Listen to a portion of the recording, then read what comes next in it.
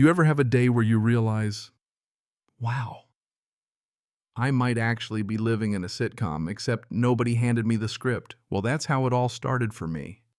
If you'd told me a year ago that buying the car of my dreams would turn into the dumbest, pettiest suburban war of my life, I would have laughed you out of the room. But here I am telling you how a six-figure supercar, a vindictive HOA queen, and the world's saddest passive-aggressive apology letter changed my life and honestly my whole neighborhood forever. Let me back up a sec. Last year, my company's software finally blew up. The kind of success you read about where suddenly you go from penny pinching to realizing you could, I don't know, buy an actual spaceship if you felt like it. I wasn't just comfortable anymore, I was wealthy, and it felt almost like walking around in zero gravity, everything just a little bit unreal. So I did the thing every kid with car posters does when they make it. I bought a brand new, bright red Lamborghini Aventador. Not just any red, the kind of red that screams for attention and probably causes a few heart palpitations among retirees. It was pure unapologetic. I made it energy the trophy for every all-nighter, every risk, every time I ate ramen instead of eating out. Now here's where it gets fun, my house. Willow Creek Estates. If that name already sounds fake to you, congrats, you figured out the vibe. It's one of those places with million-dollar lawns, houses pretending to be French chateaux, and a silence so thick you can practically hear people side-eyeing you behind their triple-glazed windows. Picture everyone walking golden doodles in yoga pants, nodding politely, but never inviting you for coffee. And then there's me, black dude city kid at heart, more at home in a hoodie than a polo, who'd rather blast old-school soul than attend a garden party. Let's just say I wasn't blending in, and I never expected to. But my real welcome to the neighborhood came courtesy of Carol. You know, the type, sharp blonde bob, always looks like she smells something sour, and the self-declared overlord of the HOA. Before the Lambo, she was already slipping notes under my door about my recycling bin being visible for too long or sending me the full laminated HOA bylaws on lawn length. I was a problem she couldn't quite solve, and I knew my new car was about to send her over the edge. And for once, I didn't care. I'd spent too many years contorting myself so I wouldn't be threatening her too much. This car was for me, nobody else. The day it showed up, I was careful, had it delivered under wraps, didn't blast. The engine rolled it straight into my 3-car garage. The place is my sanctuary. Epoxy floors, metal cabinets, perfect lighting, and that scent of new leather and detailing spray. Yeah, peace and accomplishment bottled together. In that garage sat my Aventador, my Model S daily driver, and my battered old Supra, the 3 chapters of my life lined up side by side. That car didn't come out every day. It was for early weekend drives out on empty back roads, my way to breathe, to remember how far I'd come from cramming code in a call center after midnight, eating gas station snacks, betting everything on an idea most folks wouldn't even listen to. The Lamborghini was more than just a car. It was a promise kept, a piece of proof I could hand to the skeptical teenage version of myself. See, you did it. The first shot fired came in classic HOA style, a passive-aggressive email about commercial automotive businesses, weirdly specific about loud, high-performance vehicles. No name, but come on, everyone knows who wrote it. Carol. Next came the real fun, her snooping around, pressing her face to the garage door windows with her yappy poodle, acting like it was on a police K-9 unit. She was so obvious I almost felt embarrassed for her. But then she cranked it up. A violation notice, thick cardstock, tucked under my Tesla's wiper, signed by Carol as Covenant Compliance Committee chairperson. The accusation: storing a commercial-grade vehicle, a Lamborghini, mind you, on my property, threatening me with daily fines. At that point, I had to laugh.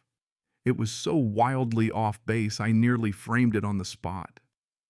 Instead, I drafted a response, polite, pointed, full of legalese, with a redacted copy of my registration, and left it in her eagle-shaped mail holder. Part of me hoped reason would win the day. The rest of me knew better. Sure enough, after a brief and suspicious silence, I got the real escalation. Saturday morning, perfect fall weather, I decided to take the Aventador out for a spin. As soon as the garage door lifted, there was Carol garden hose in hand, just staring, water pooling around her expensive sneakers, envy practically radiating off her. I ignored her and rolled out. Got about 20 minutes down the country road when my phone rang a local number. It was the sheriff's office. We've had a report of a stolen Lamborghini, possibly driven recklessly. Description matches your car. Yeah, that happened. That's the moment every black man in America dreads. The traffic stop, the fear, the please, don't let this go sideways. I did the whole drill hands visible, no sudden moves, polite and calm. Officer shows up, checks my license and registration runs. Everything then comes back with an unexpected twist. He's not just professional, he's almost apologetic. This was a complaint from Carol Peterson. We get these a lot. Suddenly I wasn't the only one tired of her games. He let me go, told me to call if I had more trouble. He even asked about the car, and for a minute we were just two gearheads talking shop, laughing about old Mustangs and Supras. But make no mistake, I was done playing nice. Carol had crossed a line, weaponized the police just to make my life miserable. I drove straight home, parked right in front of her house, and watched as the same officer she'd called came to pay her a visit. She was furious, tried to play the victim, but the cop wasn't having it. We stood there, three people locked in this ridiculous showdown, me calm and tired. The officer exasperated, Carol frantic and cornered. She tried everything, claimed the car didn't fit the neighborhood, worried about property values, even suggested that the solution was for me to just sign the Lamborghini over to her. Not kidding. She actually said that. For a solid 10 seconds, everyone just stood in silence, processing the pure, undiluted audacity. Finally, the officer gave her an ultimatum: apologize in writing, resign from the HOA, or get charged for filing a false police report.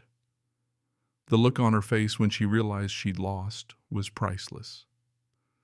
The next morning I got her apology, if you could call it that, something about misinterpreted actions, as if I was the one who didn't get the joke. It was perfect in its pettiness, and I framed it, hung it up right next to my Lambo. The HOA sent out a bland email about her personal reasons for stepping down. And just like that, the reign of Carol was over. What I didn't see coming was how the whole neighborhood shifted. People started coming out of their shells.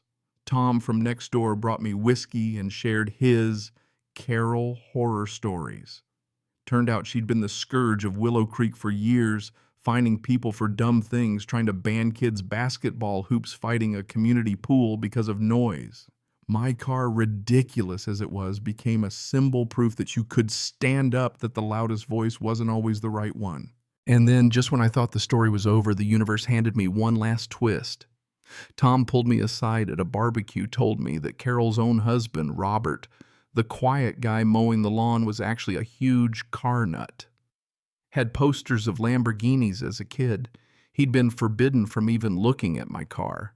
The whole time Carol was fighting her holy war, her own husband was rooting for my side.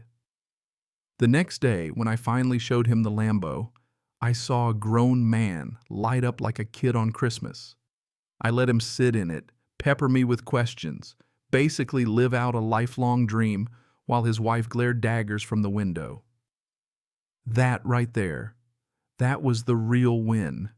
Not humiliating Carol, but sharing a little joy with someone who'd spent years tiptoeing around her storm clouds. Things never got friendly between us, but the neighborhood thawed. Robert and I became car buddies. He'd wander over with a beer, ask about the latest engine tune, and every now and then I'd see Carol peeking out but never coming over. Maybe she realized she'd lost, or maybe she just got tired. I'd like to think that seeing Robert happy softened her a little, but hey, some people never change. The Lamborghini incident turned into a neighborhood legend, a running joke about how sometimes the dumbest conflicts end up bringing people together. And for me, it was a lesson I needed. I'd spent my life expecting to fight, always ready to defend myself, to brace for the next microaggression. But this time, I won by staying calm, keeping my sense of humor, and just maybe offering a little grace when I could have chosen revenge. A year later, when I got nominated for a big industry award, I pulled the Aventador out tux and all and drove to the ceremony like the main character in a movie. Robert cheered me on from the curb. Even Carol gave me a tiny, almost respectful nod.